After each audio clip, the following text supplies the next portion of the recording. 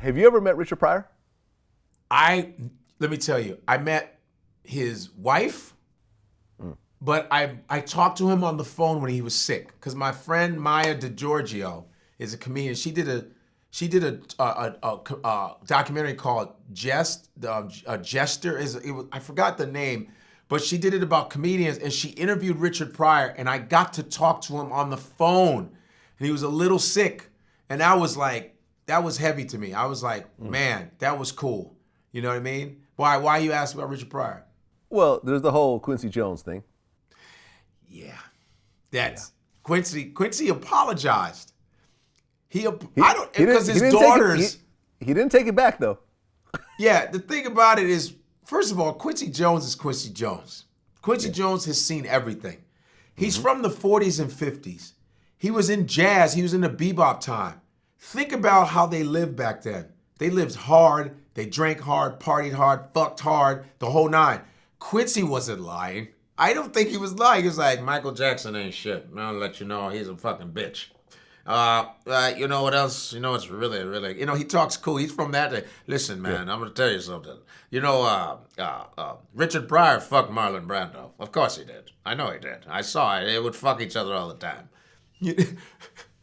Richard Pryor fucking Marlon Brando? That's like, hey, man, I'm going to fuck you in the ass, Jack.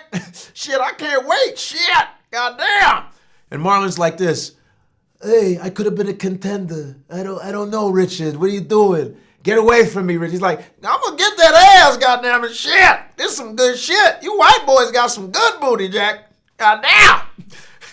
Shit. Well, Richard Pryor's widow actually kind of confirmed it. Here's the thing. She confirms everything that he did wrong because he was whooping her ass. You know, he beat her up. He beat her up a lot. The white lady, his last wife, he beat her up a lot. So she could be like, yup, he did do it. He fucked all kinds of people in the ass. No, but I mean, she was there. So I don't know. You know what I'm saying? Right. Richard's the greatest comedian ever, you know? Right. And you know something? Me and Willie D, we were talking about this the other night.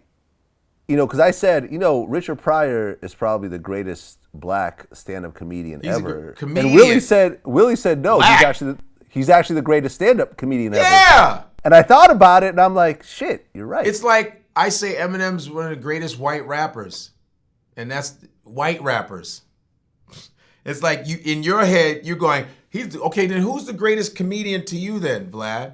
Well, no, I actually agreed with him. Once he said when it, you and said I thought black, about it. was that a Freudian slip? When you said he's the greatest black comedian, was that a Freudian slip? Or was this that Vlad, your Russian mind said, well, he's good black comedian. Very good black. I don't know too many other. What are you, Yakov Smirnoff? I guess when I think of Richard Pryor, I kind of group him in with the Eddie Murphys and the black Chappelles, the other black comedians. To me, the greatest comedians are black. I mean, if you want to really have a Mount Rushmore of comedians, Cosby was cold-blooded. I mean, he's the shit.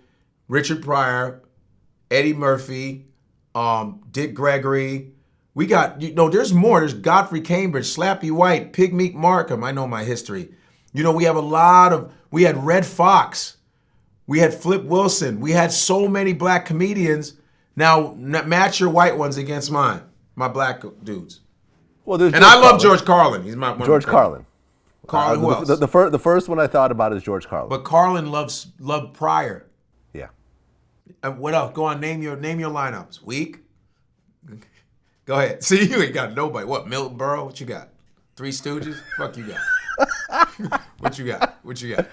Yeah. What you got? Come on, you can't even think about it because all of them are black.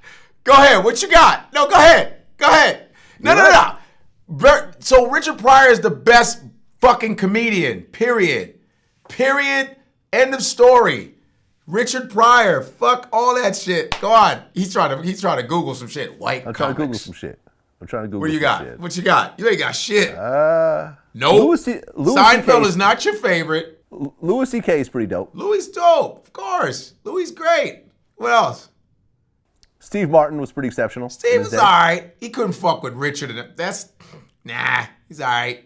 Go ahead. And I'm not taking nothing from Steve, but go ahead. Yeah, no, I mean, I'm You really ain't coming got up with, shit. You look. really, George Carlin, Robin Williams was pretty amazing in his Rob day. was pretty amazing. But George Carlin, remember this about George, because I'm a Carlinite. I call myself a Carlinite. George Carlin grew up in Harlem. He was in the Irish part of Harlem, but he would always hang out with the black and Puerto Rican guys. So George Carlin's influence was from black culture.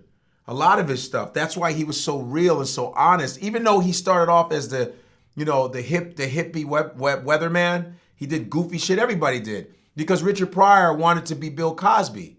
You know, Bill was clean and he saw him on the Ed Sullivan Show, and Richard was like, I want to be that guy. But then Richard was like, fuck that. And his first album was Crazy Nigga. I'm a crazy nigga. He said, I'm the dude. I was raised in a bordello in Peoria, Illinois, man. I'm going to separate from Cosby, but Cosby influenced Richard Pryor. Because Cosby, if you listen to Cosby and you listen to Richard Pryor, it's the same, almost. Because Cosby was like, you see, my daughters, I got 5 children, and you see that whole, you see, and the thing, and then you see, and then you put it in, and I said, get out of here, you know. Now watch, Pryor was like, you niggas, you motherfucking shit, goddamn. It's the same kind of intonation, you know, and you white people, you some funny motherfuckers when you curse, Jack, you know, but his breathing was different. He would do that. You some funny motherfuckers, Jack, shit, goddamn. Can you imagine if Richard Pryor saw Obama? He's like, we got a nigga in office and shit. Goddamn. If I was president, I'll put my dick right on the Oval Office. Goddamn, I'll fuck the whole thing, Jack. You see, but he was an influence. And even George Carlin was like, George Carlin had this rhythm about him. You know what I'm saying? He's like, I know you don't like what I'm talking about, but fuck you, boom. But he was getting that, he was around black people, like, even in the service, he was a Navy guy, I think Navy or whatever. Mm-hmm. He hung around the black soldiers. He was like, because they were just more free and they didn't give a fuck, and you know.